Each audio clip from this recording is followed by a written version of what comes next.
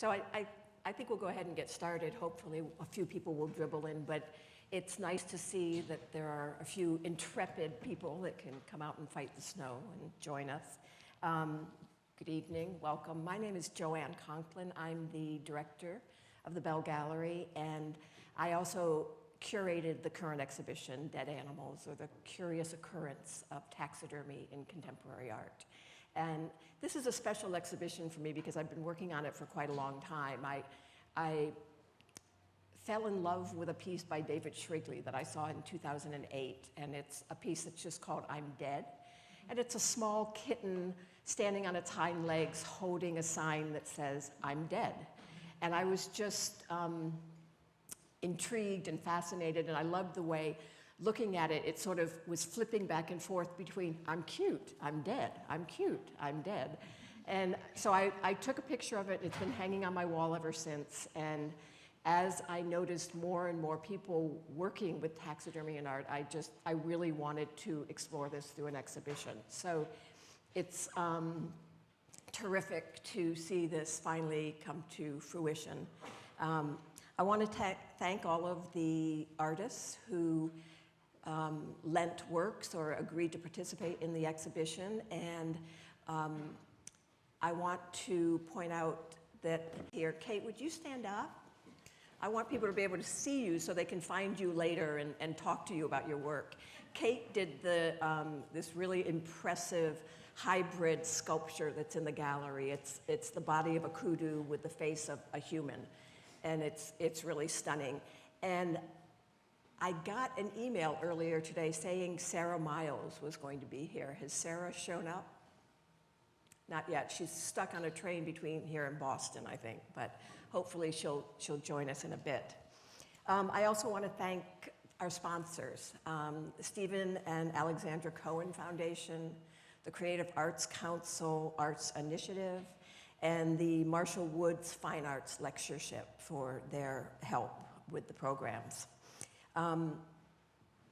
Just a note about the format. We're going to start a PowerPoint that will be running behind us, and it's a roughly chronological view of Polly's work. And then at the end, we will be running a stop-action film that shows Polly actually working with a baby giraffe doing taxidermy. So I'll just warn you that there are some flayed animals in and amongst this. So I hope that won't bother anyone too much. So thank you for coming. It's terrific to have you here.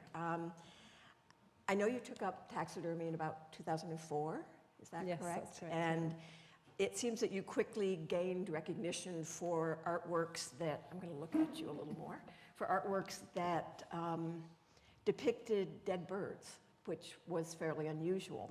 Those were the first things I saw, and I thought they were really poignant and beautiful. So I was wondering if you could tell us why dead animals? I think initially I was trying to find, oh, is this maybe a bit close to me? I think initially I was trying to find taxidermy to decorate a flat that I'd just moved into. I'd never really had much space to live in before, and it had always been an interest of mine. It'd been something that I'd been really drawn to, an interest not in terms of practicing it, but just looking. And I realized, firstly, that I couldn't really find anything like that, and secondly, that perhaps it was a bit of an unusual request in the first place to want to have it looking dead. And I was kind of questioning, but a lot of people were asking me, why would you want that anyway? And I was thinking about it, and I think the only way I can really explain it is that for me, it's not actually a morbid thing at all. I think a lot of people assume that it's a morbidity, or I'm interested in death, and it's not that at all. It's actually that I find, I suppose taxidermy is almost like when it's done very well, it's like magic, it's like a trick. And I think that when you look at a piece of taxidermy where you've modeled up the animal looking dead, that trick kind of lasts a lot longer. You can extend it. Because if you're looking at a bird on a twig, mounted on a twig, very soon you realize it's not alive because it's not twitching, it's not moving, it's not flying off when you approach. Whereas something that's taxidermy to look dead, it's that it can you don't know whether it's taxidermy or whether it's a real animal for a start, and you never will know that really unless you give it a thorough examination. And I think it just means that it gives you an opportunity to really kind of view the body of the creature on its own without any, as a work of art, I suppose, as an ornament, because suddenly the eyes are no longer working, the ears are no longer working, the wings, it's not using them to fly. You can just admire it in a way that I think a taxidermist does get to do, because you get this intimate access to an animal, but most people on a day-to-day level don't. I think that was my initial interest with it. It was also big, what actually encouraged me to make it myself was because there weren't people making, I realized that there weren't, I didn't find any examples of taxidermy done to look dead. I've since seen some and found some, and they were often old dioramas would feature one animal that caught another animal, perhaps, so there'd be a dead one in its mouth. But it was always about mimicking the natural environment of the animal. And I found it quite an inspiring medium, because I realized that its potential felt quite untapped to me. I felt that there was still a lot more that could be done and said with it, because certainly in Britain, it's not very common. And those that do it, they work very much within a tradition of mimicking the natural environment of the animal, putting in the fake rocks and the moss and everything, which, when done beautifully, I love, but there are plenty of people out there doing it much better than I probably ever would have done anyway. So I didn't feel like I could really bring anything more to that. Okay, could you tell us a little bit about your training and background? I know you studied literature and then had sort of a circuitous route to come to art. Yeah, I had a strange route to art, really because I grew up in quite a sort of rural environment. I didn't know any artists growing up.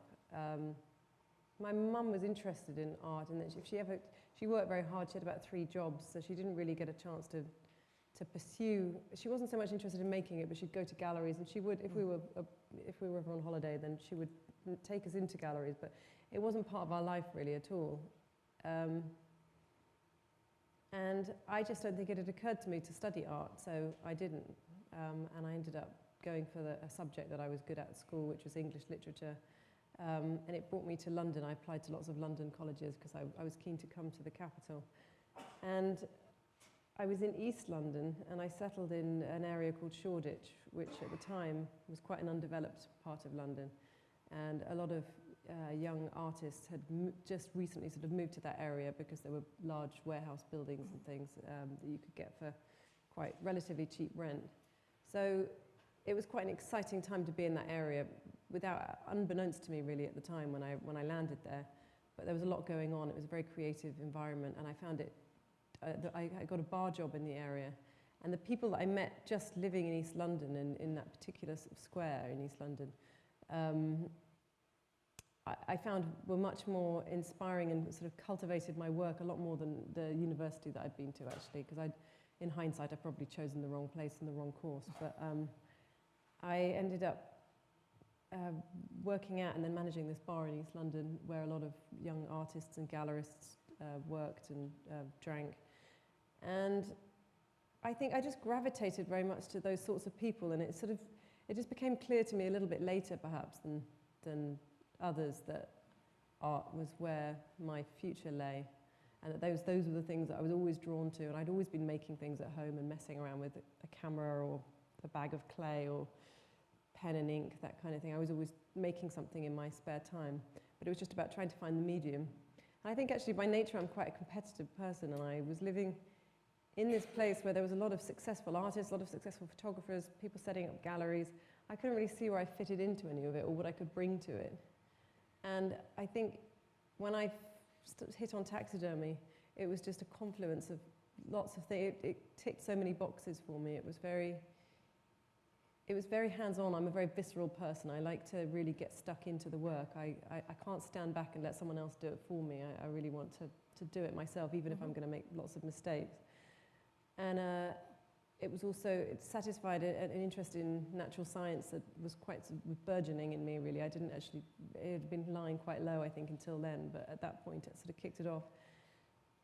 and it's very sculptural as well. And on top of that, no one else was doing it. So it was really, I didn't have instant sort of competitors everywhere I looked, and I felt like I had sort of a chance to develop the craft and develop my own sort of voice within it without worrying too much about what everyone else was doing. And I've since realized, particularly coming here, when you see an exhibition full of taxidermy, you realize that there are a lot of people doing it, and it's all scattered around the world, but they weren't right on my doorstep like and everyone else. They weren't necessarily doing it in 2004 or Not all of when you them, were no, starting. no. I mean, it has grown pretty quickly. It has, yeah. I think we're about halfway through the slides, but what I've noticed looking at your work chronologically is that there's a pretty radical change in your aesthetic. Looking at the early bird pieces that are under bell jars, they seem very Victorian and like memento mori, and the piece that is up now is sort of a more modern looking piece, and your most recent works, which are made with snakes, are quite sculptural and don't really deal with the animal so much as an animal. There's not a narrative story behind it. They seem to deal with the snakes as sculptural material and the beauty of the coloration and the snake skin against these marble bases that you're making. So can you speak a little bit about that trajectory in your art making? Sure.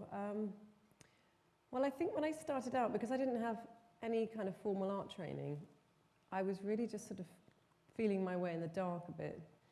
And I was responding very instantly to the animals that I was given and my limited references, I suppose, which weren't all art. And so, well, probably I didn't have a great sort of basis in the history of art or anything. And I think a lot of my early works, they were very instinctive. There wasn't a great deal of thought behind them. It was really just a question of working with what I got given, and at that time even my stock, the animals that I had in the freezer was very limited. So I would get something and I would be very excited by that new, particularly if it wasn't something that I'd done before. Almost everything was new at that time. So I would handle it for a while, and I would walk around my studio and sort of place it on things and in things, and just sort of look at the way that it moved and respond to the colours and the texture.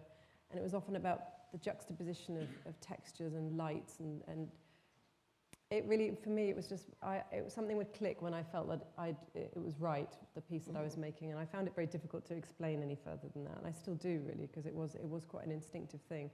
And actually a lot of my work, I think, the first 3-4 years of my work, if I'd been at art college, they probably, that's almost like that's the work that perhaps I would have done at art college that would never have been seen. It was almost like me sort of trying to find my way a little bit, I think. And during that time, my tastes changed in many ways. I think it was partly that, and it was also that I'd photographed them on black backgrounds, and the only reason I did that to start with was because of light issues with the glass domes. And then I realized that actually that was really giving off a lot of people when they were interviewing me or people responding to the work, they'd be referred to as gothic or morbid, and all of these words that I was a bit uncomfortable with somehow. That wasn't really what I was trying to achieve. And I realized that I was sort of at fault. It was the way that I was photographing them, and perhaps some of the kind of props, I suppose, that I used in them. And so it was quite a conscious shift in some ways. I did want to reference Victoriana in the work at the beginning, because I was trying to take something from that time and modernize it in some way. But I don't think until I did these works with the chick with the balloon, where I'm not sure if they've come up now. It's come past, it's still I think, there. Until I made that work, and I photographed that on white, that was the first time I think I felt like I'd kind of achieved what I wanted in many ways, which was to do something, to really kind of update and to modernize and make something almost kind of poppy in its references, and just move taxidermy further forward than I had, I think, up until that point. And and after that, it did actually just photographing them on white backgrounds, and it was a shift in my mind, I think, a little bit about the references I was making, and all that time I was learning about art as well. I mean, this is sort of 7, 8, 9 years probably passed during this time as well, and my art references were broadening, and my taste was shifting, and I was also, I suppose perhaps I certainly didn't want to just be the artist that just did taxidermy, that just trotted out, that always crowbarred in taxidermy somehow into a piece. Sometimes I would think of something, I'd think of an idea, and I'd realize that it didn't even have taxidermy in it, and I'd end up trying to sort of shoehorn some taxidermy in just because that's what I was known for. So I realized that I was going to have to think quite radically if I wanted to keep ahead of myself a little bit, I suppose, and not get stale. And I think it's very important as an artist not to get bored of your own work. It's very easy, you know, if something is popular or it sells, you could just continue to make similar things for the rest of your life if you wanted to, but it's very difficult to live with that, I think. It's not something that it's not something that I can do, even when there's times when I haven't sold anything for a long time, and I know that if I went back and I made these pieces with the chandeliers and things, I could probably make some extra cash, but I can't bring myself to do it.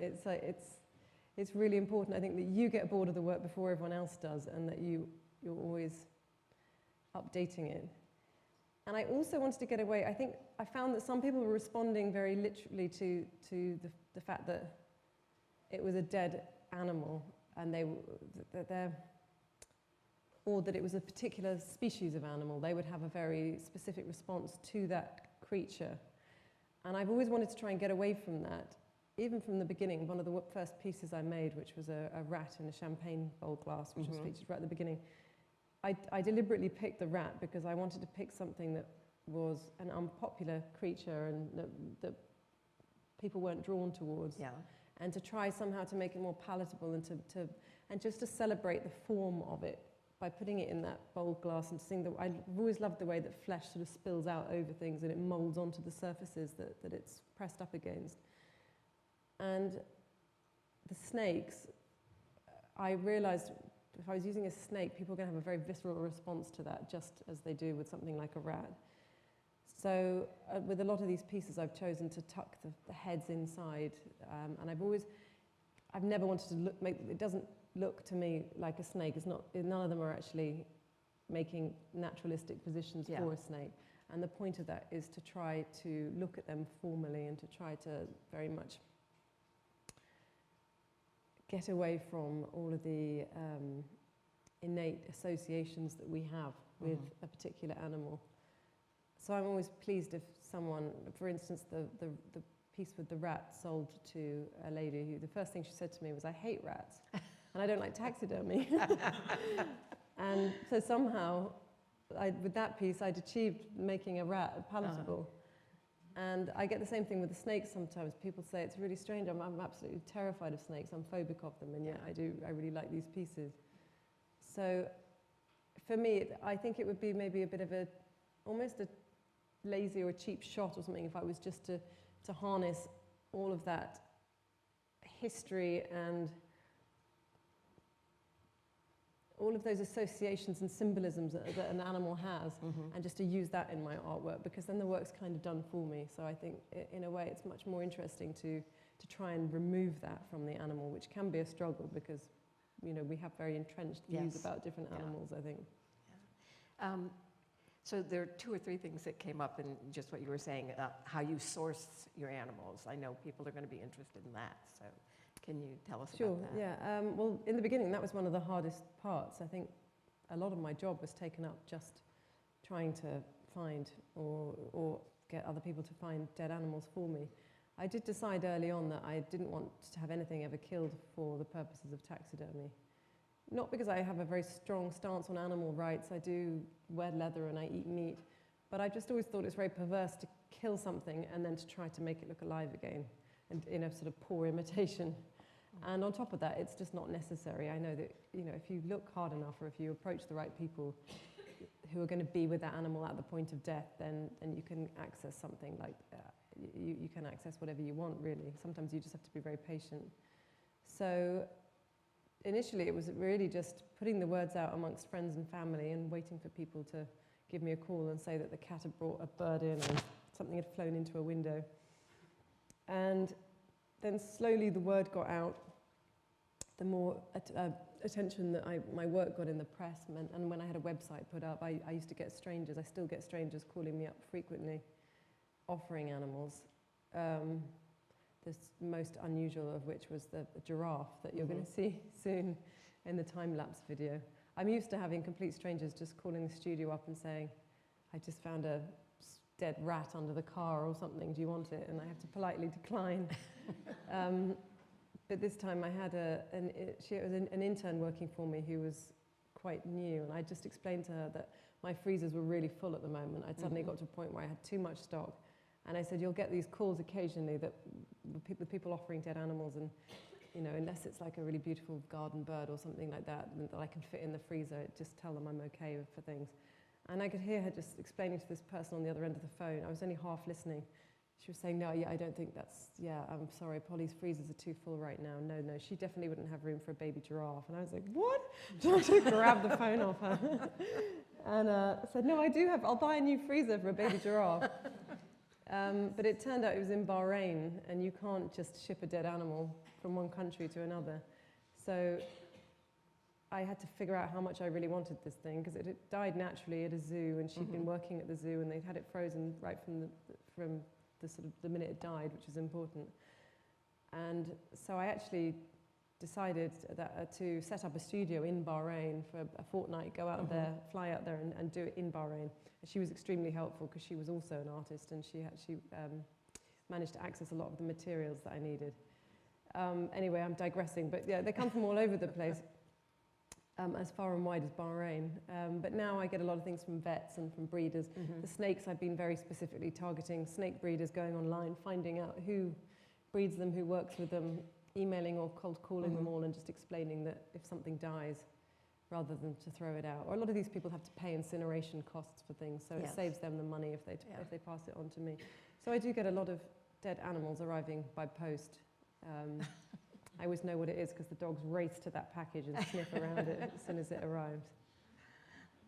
So there were 2 or 3 pieces that I just wanted you to explain sort of the process of. One was, you mentioned the balloons, the little birds, they're called stillbirds. And so are those balloons? Are those sculpted balloons? How are you making those? They're cast, actually. They're molded. So it was a little, there's little water bombs that you can get that children play with that are sort of quarter-sized balloons, I suppose, molded and then cast in resin, just sort of rotated over and over and over again within the mold. And then the little knot is cast separately. And the string is made of, we call it piano wire. It's like sprung steel. It's very, very difficult to bend, but still quite fine. So I sprayed that up white and glued it between the balloon and the knot. So the knot sort of appears to be tied around the knot. And then that, I penetrated the taxidermy chick with the wire, and I cast the feet of the chick, and I pushed the wire through one of the cast feet and into the base.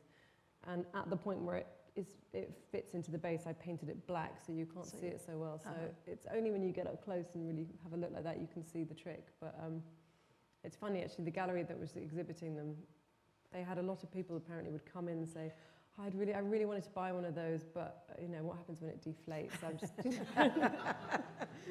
I had more faith than that. They came out, the balloons did come out very convincingly, that you really had to touch them to know that they were cast. And you've told there's a very interesting story that goes with systemic inflammation and about what your reference point is on that.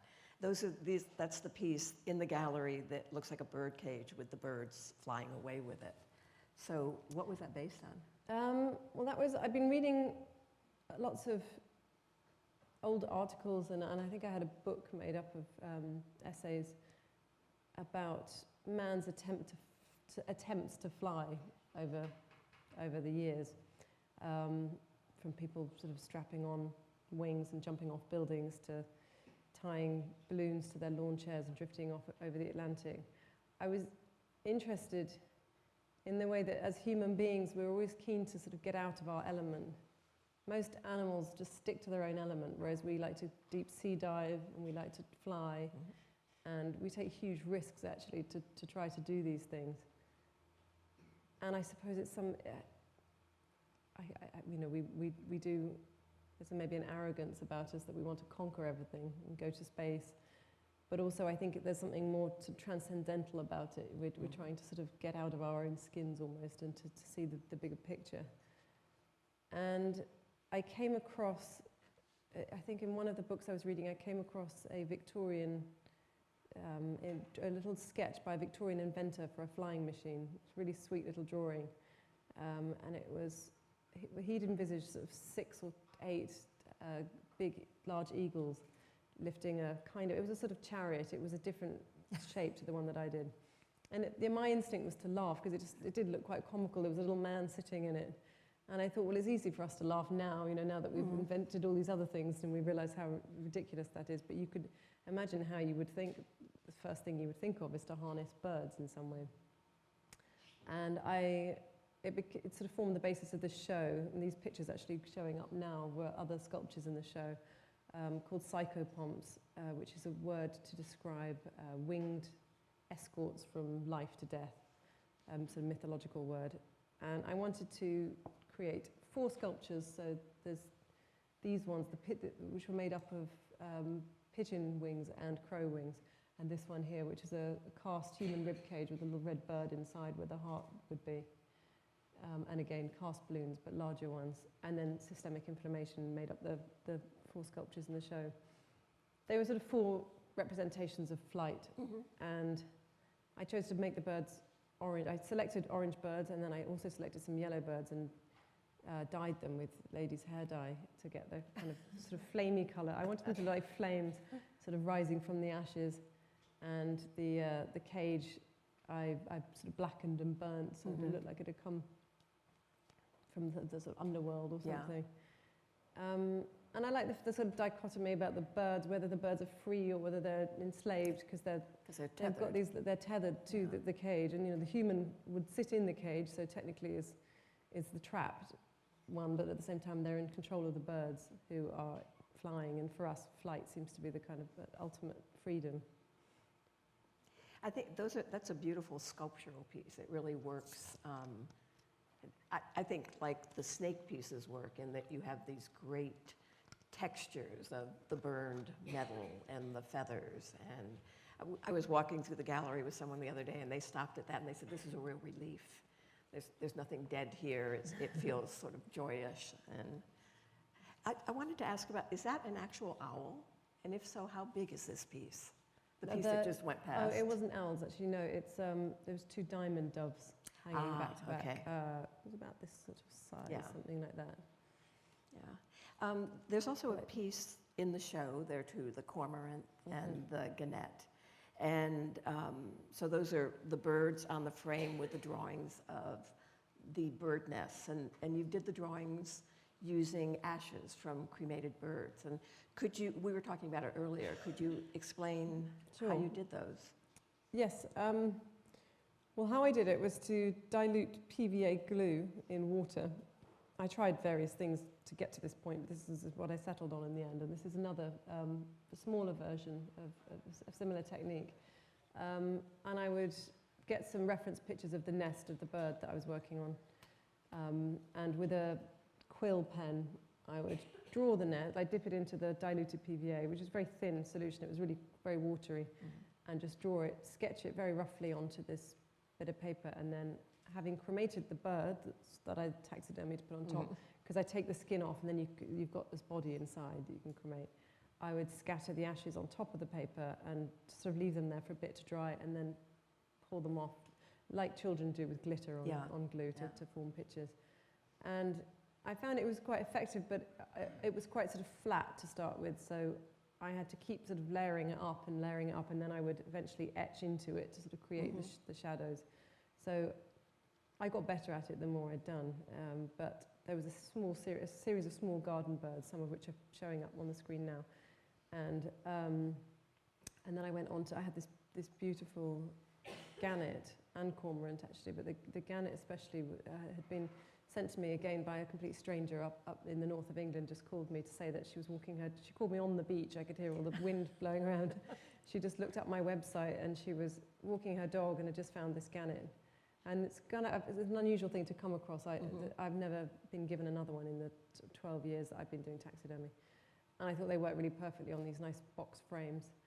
And those works they're a sort of perfect manifestation of a lot of the themes that I have explored in my work over the years, which is, it's always about the cycle of life and death. It's never just about death. And I think I'm always a bit upset if people just think that my work is about death or it's morbid, because I think it's to be too literal to say that, because you're not able to get past the fact that it's a dead animal.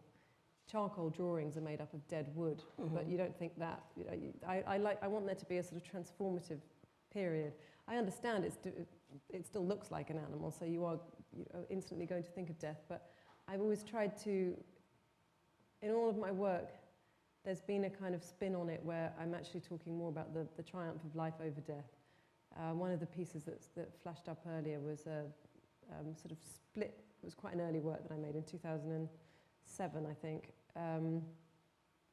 I made an old coffin out of floorboards, like really dirty old floorboards, and split it up and sort of and bashed into it and made little holes and stained around the holes to make it look kind of rotten.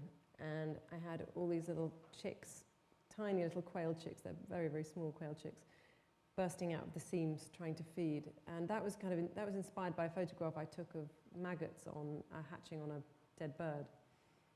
And because I was sort of repelled by the maggots. I've always, obviously, most of us are repelled by maggots, and that's how we're programmed to stop us from eating the meat. But I realized that actually it's a very positive thing, you know, that it's one dead animal that turns into a nest, and there's all these lives hatching on it. And I realized that,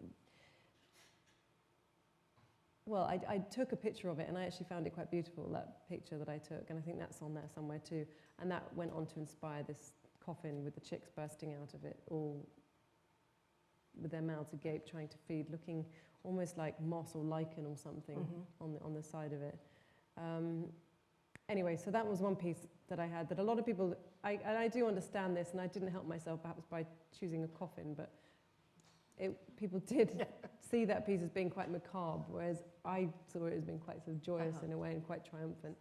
And these works with the ash and the birds on top, I suppose, are a more kind of subtle way of addressing the same thing.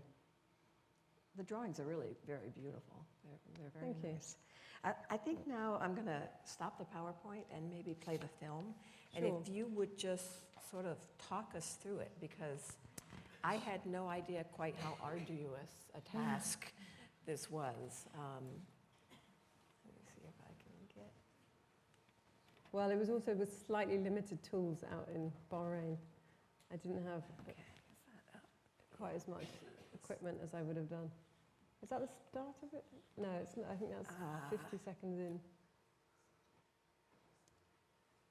It does go on for, I think, maybe 15 minutes or something, this.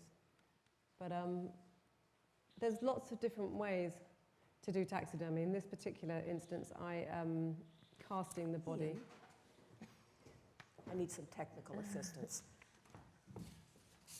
In this particular instance, I'm casting the body in fiberglass, but there are many different ways of practicing taxidermy, and most taxidermists develop their own technique. That's it. Yeah, that's the beginning. Well, so here this part actually isn't relevant to the end result. This was the girl who gave me the giraffe wanted to cast the head, which is what she's just done that. But now I'm with an assistant, Kim, who's worked with me on and off for 7 or 8 years, and we're skinning the body at this point. Sorry if anyone who finds this gruesome, but you'd look away. This is probably one of the worst parts. But this itself probably took, I think skinning the body took the first day almost. And here, this was actually, this whole period I edited it down a bit because it was so boring. It was us we were defleshing the skin and trying to thin the skin, because it's very important to do that. Most sensible taxidermists would have some kind of a lathe that they would shear it down with, but we were a bit deprived of tools out there. And I'm also not very confident using one because it's very easy to slice your hand off. And I generally work on a smaller scale. So this was probably about 3 days of us just scraping and cutting bits of flesh off the skin to try and thin it down so that it would sit over the cast and so that we could stitch it up, and also so that it would take the tan, which we're going to do next. When we finish this, you won't see this because we just dump it in a bucket, but we pickle the skin, which is to kill off all the bugs, and then we neutralize it to bring up the pH level a bit, and then we tan it. So this has all happened. It's in the tanning bath now, and what I'm doing now is preparing all the fiberglass sheets to go over the body, and I'm building this structure to sit the body, the flayed body, in between these two wooden struts, because the final position of the, you'll see in a minute, but I need to get this body into the final position that I want the taxidermy piece to be in, which is with its sort of head up and looking directly upwards like that. So right now I'm threading rods through the actual neck, down through the throat, to try and strengthen the neck so that when I lift it in a minute, it will stay upright. And now we're threading wires through the eye sockets to try and keep it up and tying them to these poles. So now it's kind of in position. We're just shifting the legs around, putting rods through them, trying to make sure that they stay in place, to try and make it look as naturalistic as possible. Because when it's dead, obviously none of the muscles are working anymore, and it does have a sort of it looks much more saggy than it would look in life, and you want to try and give it a bit more of a kind of boost. So I use wires and pins and things to do that. So all of this was just prepping the body, ready to cast it, and now we're putting talcum powder on it to create a barrier between the body and the fiberglass, which is going on now. Otherwise, it's a really difficult job getting the body out of the fiberglass anyway, but it's almost impossible if you don't have a barrier between the two, because the flesh just sticks to the fiberglass, and you'll end up with huge chunks of flesh on the fiberglass, and you may even destroy the fiberglass cast in the process.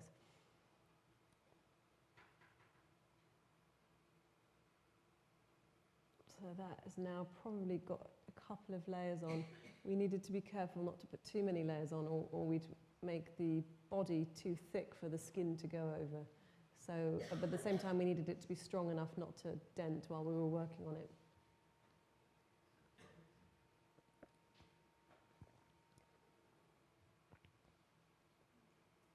So this, what we're putting on now, is going to form the actual form that we're going to stretch the skin over at the end.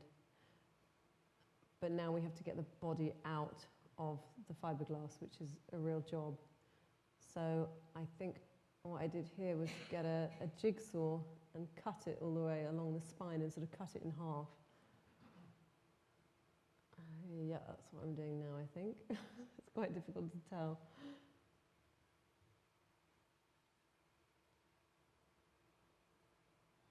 Yeah, we're cutting it all the way along the middle to try and split it open. And then we'll fix it back together again, but it was not easy, this at all. We managed to get the neck out.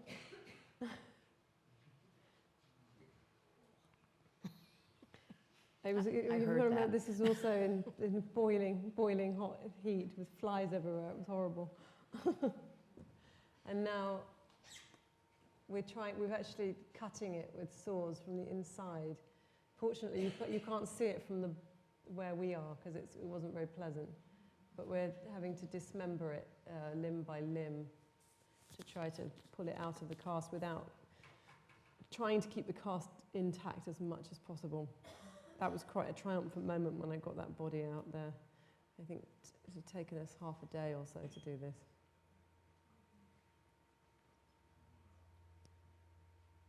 So I think we've now got the body out, and now we're scrubbing and cleaning the inside of the cast to get rid of all the blood and the residual flesh on it. And now we're trying to fix the two halves back together,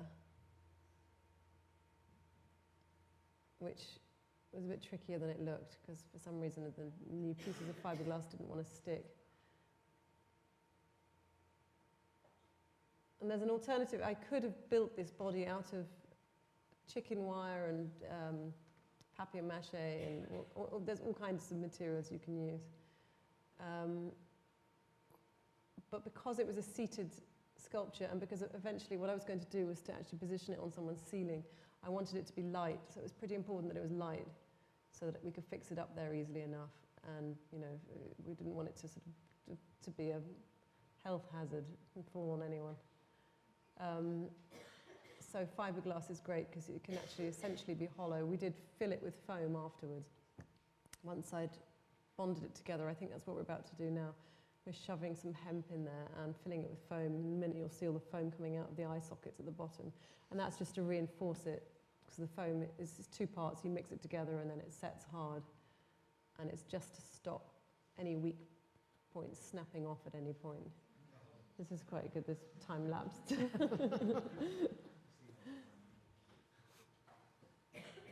I think we've also put metal rods through the neck probably to reinforce that too. And here we're stitching up any little holes that we made in the skin. There was actually quite a few of them, so this again took a day or so.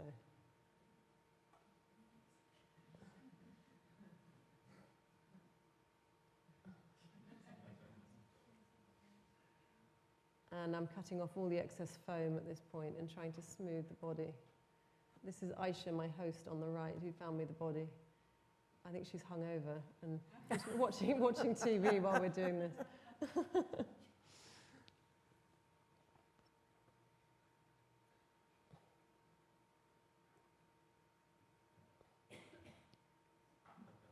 So this whole period represents, sorry if it seems a bit long-winded, but it's actually cut down from 11 days.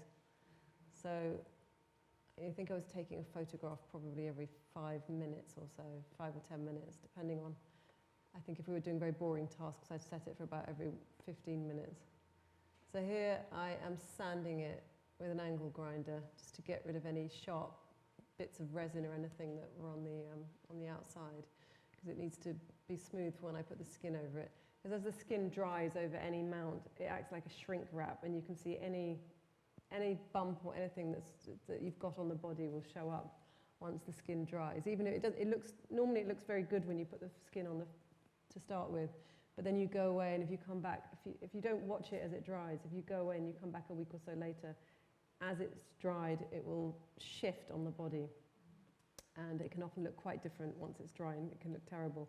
So you have to keep an eye on it as it dries, and sometimes repin it, or there's lots that you can sort of wrap it in string or in cling film to try and make sure that it stays put. And it's very unforgiving on the body underneath at that point when it's dry. So I had to look at this body and imagine that this is what everyone was going to see.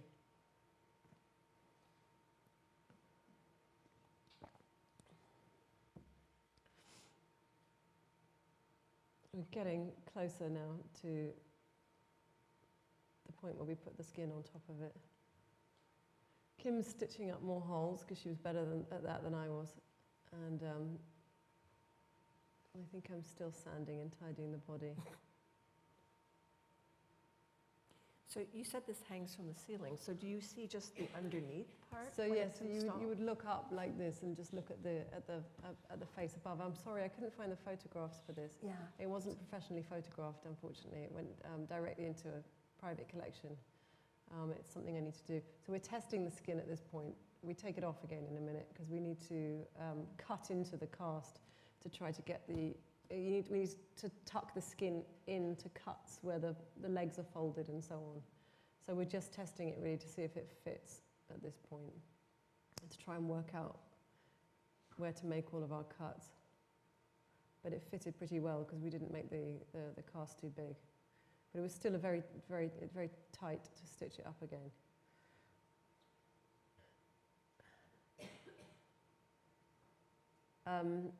Yeah, I hung it from the ceiling. I just wanted to do something very straightforward and simple with it, really. Again, just so that I think if you just make something as simple as that inversion, put it on the ceiling, it forces you to look at it formally as a shape, and it had this really beautiful kind of funnel-like shape coming down from the ceiling. And it was really nice that you could look up at the face, and because the face was one of the prettiest parts of a giraffe, I think. And normally they're so high up, unless they're sort of bending their head down to see you, you don't get a good look at that. So now I think we're fitting the skin for the final time and starting to stitch it up. It was such a puzzle, this part, trying to get all the right bits in the right place.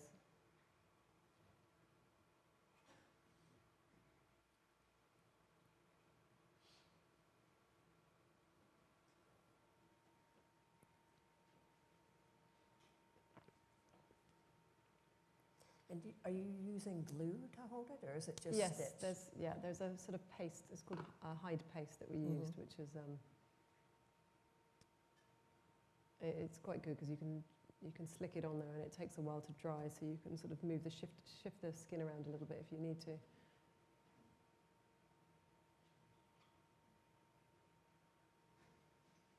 But at the same time, you need to make sure that you're ready when you put the hide paste on, because it will set within 10 or 15 minutes. So you don't want to end up wrenching the skin off again.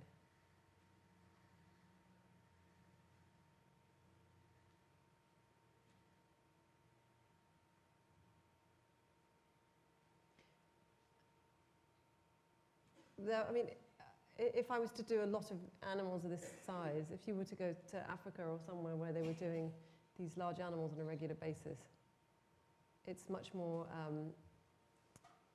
I think they have a lot of, the bodies come straight out of molds. The skins are all tanned in one area. They'll just come and pull the skins onto a form that's already been made. It could be done a lot faster than this, but both Kim and I are used to doing things on a much smaller scale, and we don't have that kind of setup, so this was very much handmade.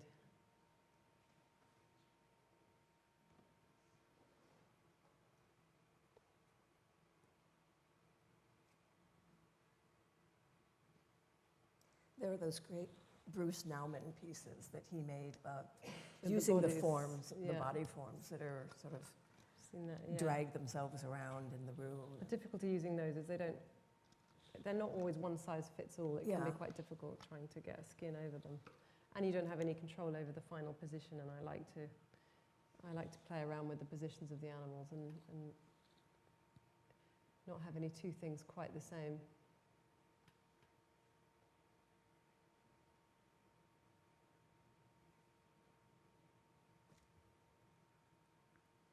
Did you have trouble getting it back into the country?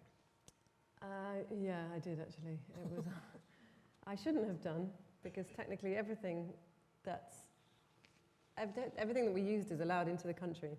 People are terrified of the word taxidermy, so I was on the phone to a girl from FedEx, and I explained what I was bringing over. I said it was a taxidermy giraffe, and she'd been very helpful up until that point, and then suddenly she just sort of went very quiet on me and said, "Oh no, I'm sorry, madam, we don't take taxidermy." And I said, "Well, why is that?" And she said, "Oh, it's because of the bones." And I said, "Yeah, but there's no bones in this piece.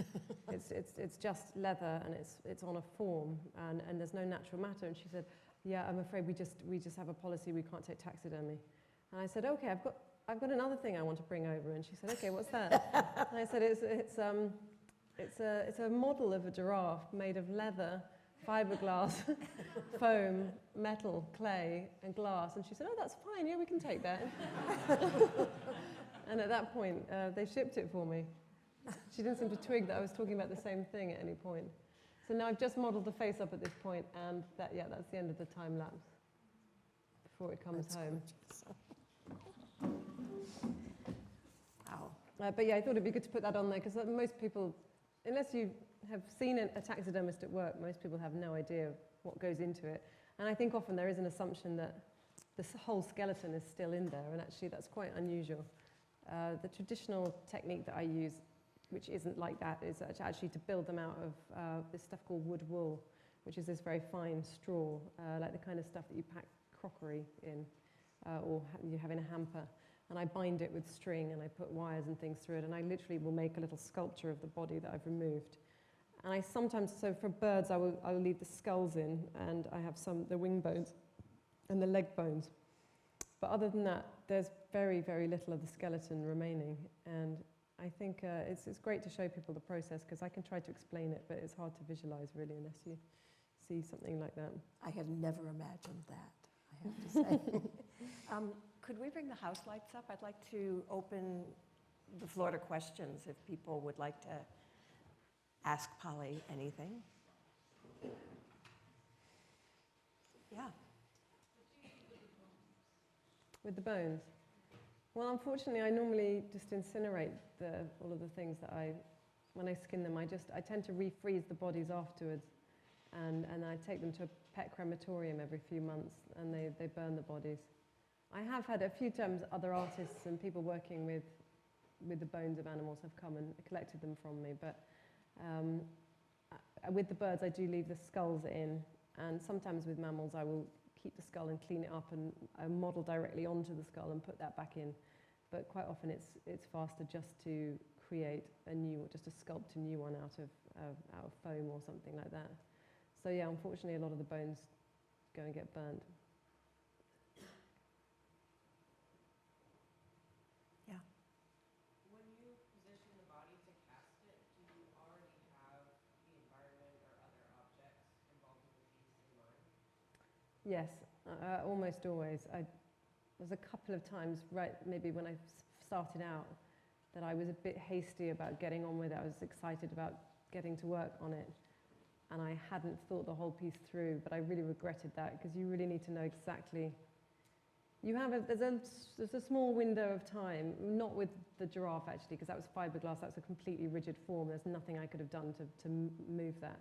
But if I'm doing traditional taxidermy, where I use the wood, wool and the wire, particularly with birds, there's a small window of time you can tweak little things, like you can change the angle of the head or the wings. But the skin starts to dry quite rapidly, and it will dry, superficially it dries within a day or so, and over the next few weeks it will dry completely, and if you try to move it in any way, you're just going to tear the skin and destroy it. So I've learnt the hard way that it's definitely better to know exactly what you're doing with it before you go ahead and build the body. Yeah, over here. Are there any artists that inspire you who also work with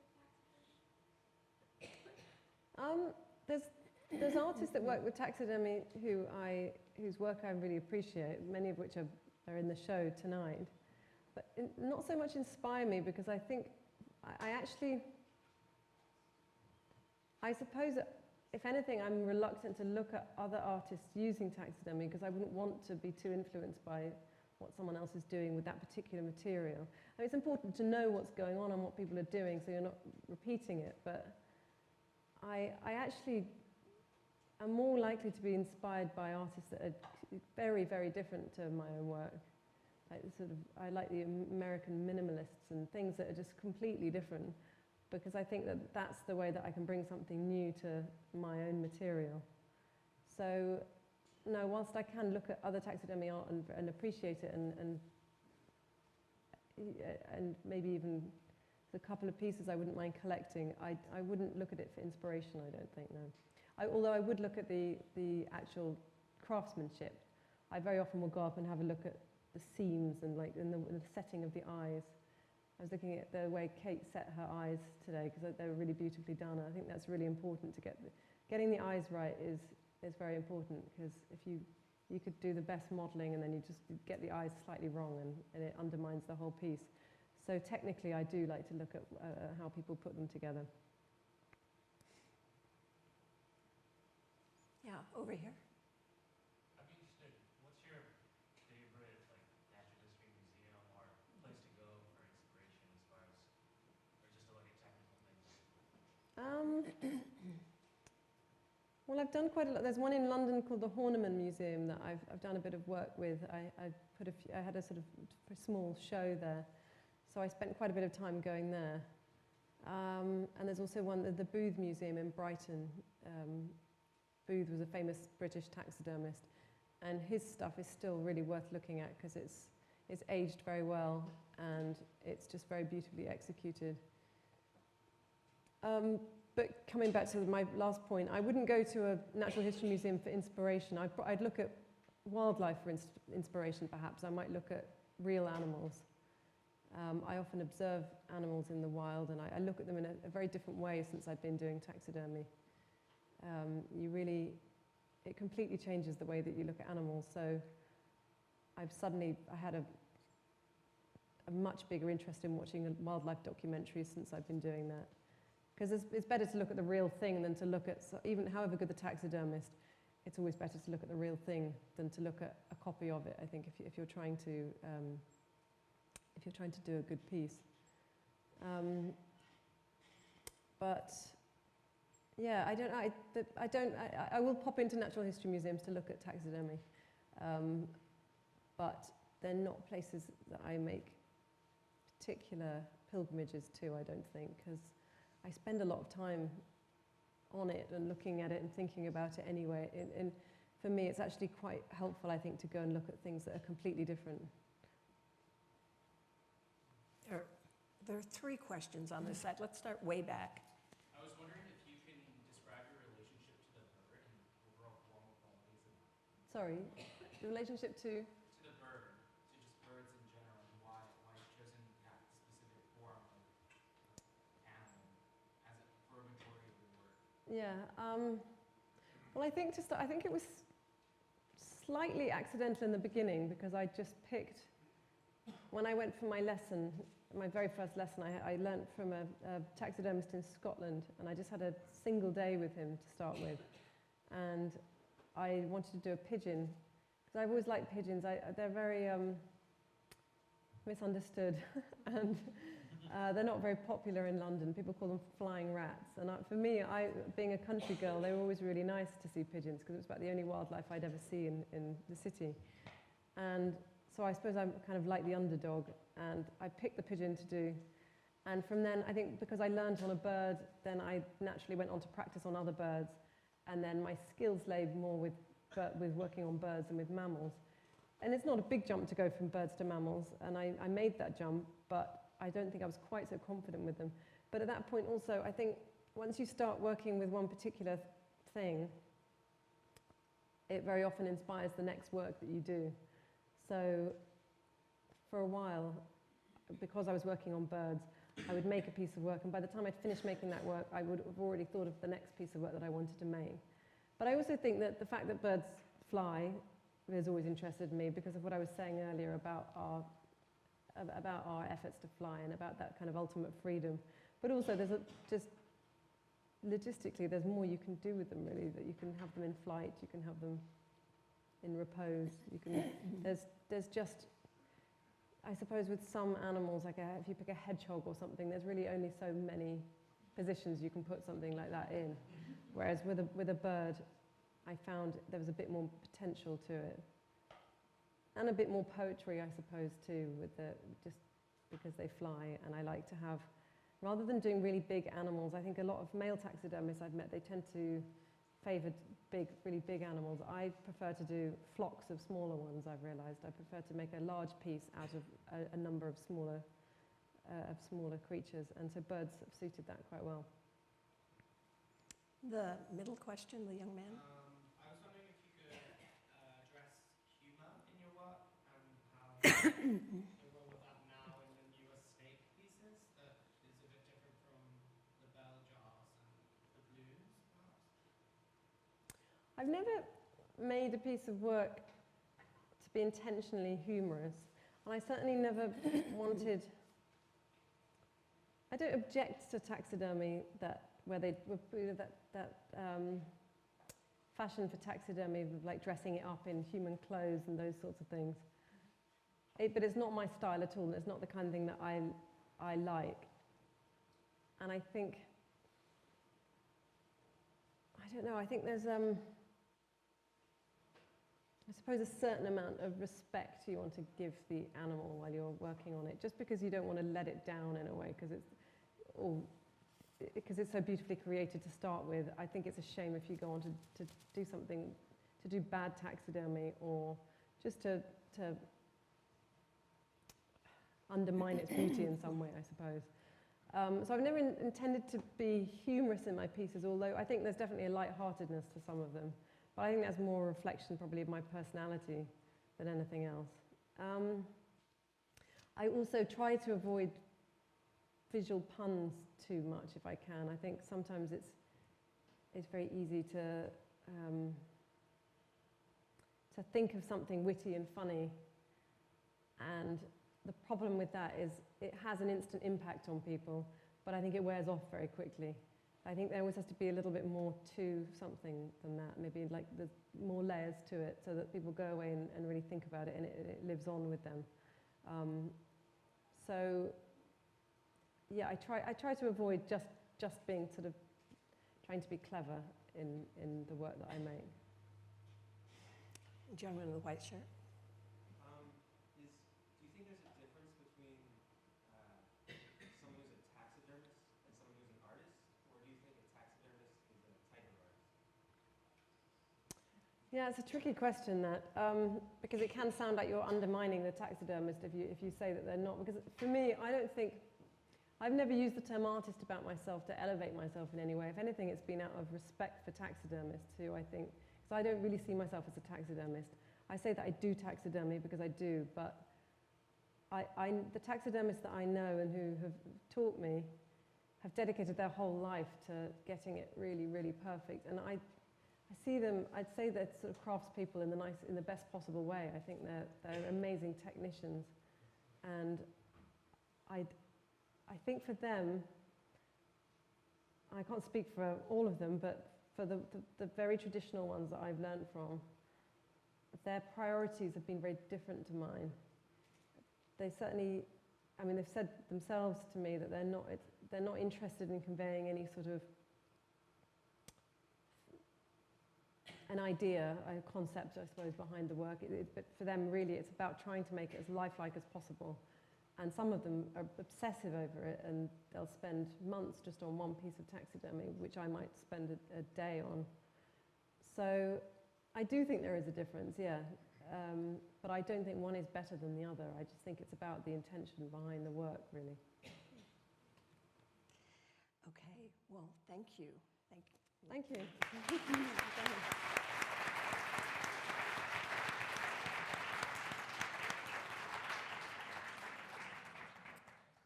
So let's go enjoy the reception.